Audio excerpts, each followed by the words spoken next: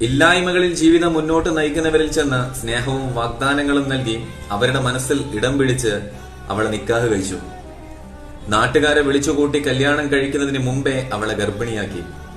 എന്നിട്ട് നിന്റെ വീട്ടുകാർ അത് നിന്റെ കുഞ്ഞല്ല, അവൾ ചീത്തയാണ് എന്ന് പറയുമ്പോൾ നീയും അത് കേട്ട് ഒരു തവണ ശരിവെച്ചെങ്കിൽ നിന്നെ വിളിക്കേണ്ട പേര് വേറെയാണ്.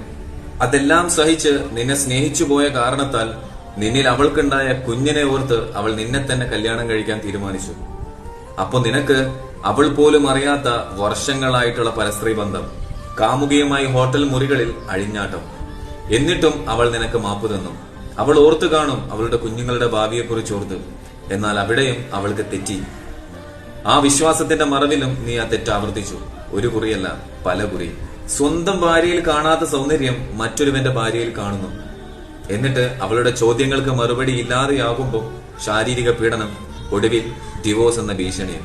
നീ കരഞ്ഞു കാണരുത് എന്ന ചിന്ത അവൾക്ക് ഇല്ലായിരുന്നുവെങ്കിൽ നിന്റെ കൈകളിൽ വിലങ്ങണിയിക്കാൻ തെളിവുകൾ അവളുടെ പക്കൽ ഏറെയുണ്ട്.